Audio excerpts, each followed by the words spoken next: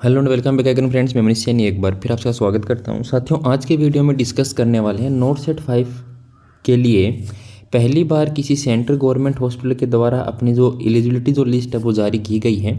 तो उसमें lot of discuss करने वाले हैं अब आपके लिए आगे क्या प्रोसेस करना है और क्या रहने वाला है। तो सबसे पहले आपको बता दें कि जो भी कैंडिडेट थे जिनको इंदिरा गांधी रीजनल इंस्टीट्यूट मिला था और उन्होंने अपना डॉक्यूमेंट वेरिफिकेशन कंप्लीट करवाया था, उन्हीं को केवल इस लिस्ट में शामिल किया गया है। वे सभी कैंडिडेट जिन्होंने यहाँ पर कोई अपने डॉक्यूमेंट वेरिफिकेशन नहीं करवाए हैं या कोई भी अपने डॉक्यूमेंट अपलोड नहीं किए थे, उनके लिए जो नर्सिंग ऑफिसर की पोस्ट थी उसको कैंसिल कर दिया गया है।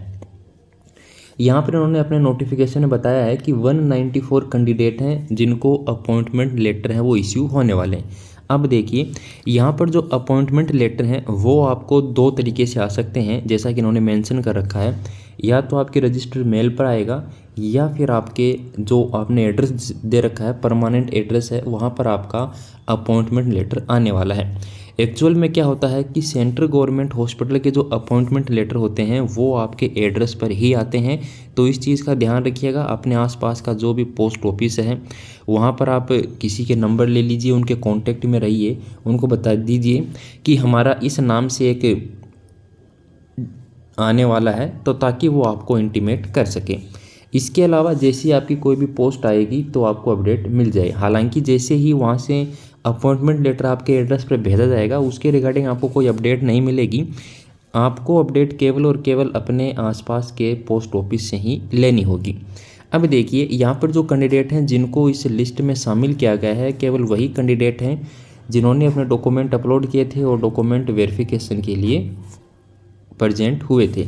तो यहाँ पर आप देख सकते हैं जब 80-20 रिजर्वेशन नहीं होता है तो यहाँ पर साफ आपको दिख रहा है कि जो जेंडर है उसमें मेल मेल मेल ही आपको दिखाई देंगे।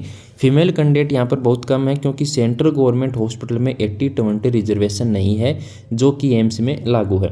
तो यहाँ पर आप देख सकते हैं जो कैटेगरी वाइज कैंडिडेट हैं, एन रिजर्व जो कैटेगरी है उसमें से कितने कैंडिडेट यहाँ पर सेलेक्ट हुए हैं।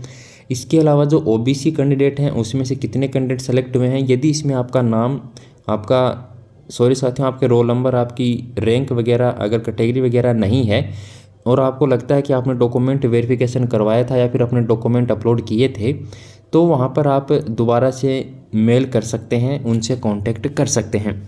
इसके अलावा अब सबसे बड़ी बात यह होती है कि जब भी अपॉइंटमेंट लेटर आपके घर आ जाएगा तो आपको क्या करना। तो देखिए साथियों, जैसे ही अपॉइंटमेंट लेटर आपके पास आएगा सबसे पहले आपको जो काम करना वो ये करना है कि उस अपॉइंटमेंट लेटर को रीड करना है। उसमें आपको देखना है कि कितना दिन आपको ज्वाइनिंग के लिए दिया गया है, क्योंकि इंस्टीट्यूट काफ़ी दूर है। तो मे बी कि यहाँ पर आपको 60 जो डेज हैं वो दिए जाएंगे ज्वाइन करने के लिए, या फिर जो नॉर्मली टाइम पीरियड होता है वो 30 डेज का होता है। मतलब आपको 30 डेज दिए जाएंगे, आपको इंस्टीट्यूट को ज्वाइन करना होगा। अब यहाँ पर आपको बता देते हैं कि जिस दिन आपके घर पर आपका अपॉइंटमेंट लेटर या आपकी मेल पर आ जाता है उसी दिन से 30 दिन आपको काउंट करने होते हैं। आप किसी भी दिन जाके वहाँ पे ज्वाइन कर सकते हैं। जैसे मान लीजिए आज आपके पास अपॉइंटमेंट लेटर आता है तो आप कल भी जा सकते हैं और 29 डेज तक जा सकते हैं। समझ रहे हो? तो ये नहीं है कि कल नहीं जाएंगे, अगले दिन जाएंगे, उसके अगले दिन जाएंगे, ऐसा बिल्कुल नहीं करना है। आपको पता है अब अपॉइंटमेंट लेटर आ गया है, ज्वाइन करना ही है, तो आप तुरंत जाके ज्वाइन कीजिएगा। 30 डेज का वेट मत कीजिएगा। इसके अलावा दूसरी जो बात होती है कि जब भी अपन ज्वाइनिंग के लिए जाते हैं तो आपको 2 चीज़ें हैं वो लेके जानी पड़ती हैं अपने घर से ही बनवा के। एक तो करेक्टर सर्टिफिकेट है जो आपको सीसी जिसको आप जानते हैं वो आप ज़रूर बनवा के लेके जाएं। इसके अलावा जब भी आप इंस्टीट्यूट में जाएंगे तो वहाँ पर आपको ज्वाइनिंग परफॉर्मा भरने होते हैं। मतलब कुछ ज्वाइनिंग फॉर्म होते हैं जो आपको भरने होते हैं, जो कि आपको वहीं भरने होंगे। वहीं का स्टाफ है, एडमिनिस्ट्रेटर, वो आपको भरवाएगा। उसमें आपको कुछ नहीं करना है। अटेस्टेशन फॉर्म है, आपकी जो ओथ है, वो सारे जो फॉर्म हैं वो वहाँ पर भरवाए जाएंगे आपसे। आपकी मूवेबल इमूवेबल जो प्रॉपर्टीज़ है उसके रिगार्डिंग आपसे फॉर्म फिलअप करवाए जाएंगे।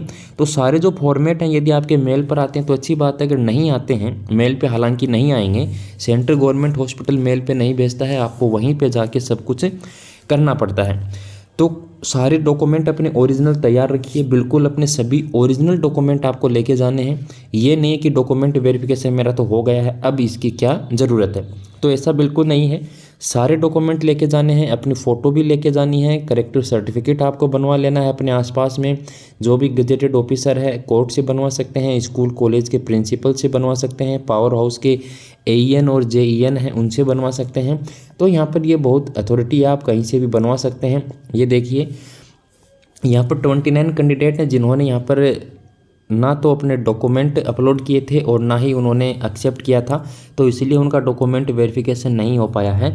और जो अदर 10 पोस्ट थी उनके लिए PWD कैंडिडेट उनको नहीं मिले हैं, इसलिए वो सीटें भी वैकेंट रह गई हैं। अपॉइंटमेंट लेटर यहाँ पर आप देख पा रहे हैं 2 जो पॉइंट है उसके अंदर लिखा भी हुआ है कि आपका जो एड्रेस है कॉरस्पॉन्डेंस और जो आपका ईमेल एड्रेस है दोनों पर भेजा जाएगा। तो यहाँ पर आप अपने एड्रेस पर अपने पोस्ट ऑफिस से बात करके रखें ताकि अपडेट आपको मिल जाए। धन्यवाद।